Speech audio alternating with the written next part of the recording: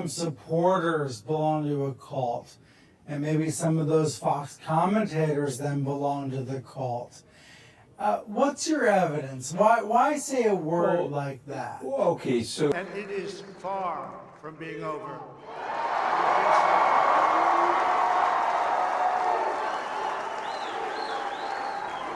And nobody's ever had anything like we had it. We started hearing, "We love you." And I asked somebody, because we really liked Ronald Reagan, right? He was a great president. We had others. But I said, did anybody ever say that to Ronald Reagan or to any of our great? And to the best of all of these political professionals' knowledge and pollsters, nobody's ever heard that chant before, man. So it's an honor. Believe me, it's an honor. Great honor. It's a great honor. When you think about "we love you," you're saying that about, I hate to say it, am I a politician? I don't know. Maybe I hate to admit it. So no matter how much the Washington establishment and the powerful special interests may want to silence us, let there be no doubt we will be victorious and America will be stronger and greater than ever before. We will summon the spirit of generations of American patriots before us, like those heroes who crossed the Delaware, conquered the Rockies, stormed the beaches, won the battles, and tamed the unknown frontiers. We will persist, and we will prevail. We're tougher than they are. We're stronger than they are. Is just getting started, and in the end, we will win. We will win. We've been doing a lot of winning. And that's why I'm announcing that I will be actively working to elect strong, tough, and smart Republican leaders.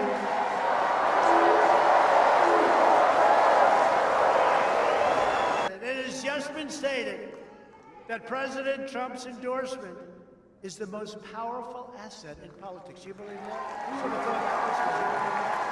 Who would have thought that's going to happen, Jim? A Republican president will make a triumphant return to the White House. And I wonder who that will be. Who will that be? I wonder.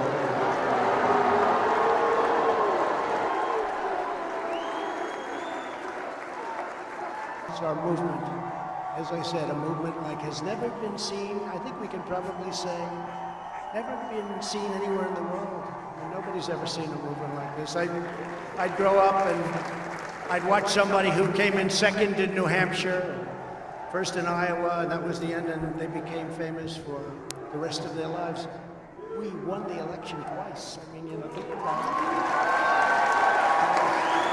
it. The task for our movement and our party is to stand up to this destructive agenda with confidence and with resolve. The struggle for the survival of America, as we know it, this is a struggle.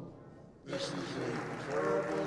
Many people have asked, what is Trumpism? A new term being used more and more. I'm hearing that term more and more. I didn't come up with it. Standing before you today, I am supremely confident that for our movement, for our party, and for our country, our brightest days Are just ahead. and that together we will make America prouder, freer, stronger, and greater than it ever has been before. We have to have victory. We have to have victory. We have to have victory. We have to have victory. history will show that this was the moment when we could have given up, when we could have despaired, but instead we chose to keep on pushing forward. The greater the challenge and tougher the task, the more determined we must be to pull through to triumph. We have to have triumph. With the talent and dedication of everyone here today, you have tremendous, not only dedication, tremendous talent in this room. I know many of you. In last year's congressional primaries, 120, listen to this, it's crazy, 120 of 122 candidates I endorsed won. 120. With me at the top of the ticket, not a single Republican member of Congress lost their race for the first time in decades. We won 26 of 26 toss-up races. Toss-up. There's more spirit now than there's ever been, including even before the election. More spirit now than we've ever seen, because people are seeing how bad it can be. This monster must be stopped. I think cult may not even be strong enough as a phrase, Brooke.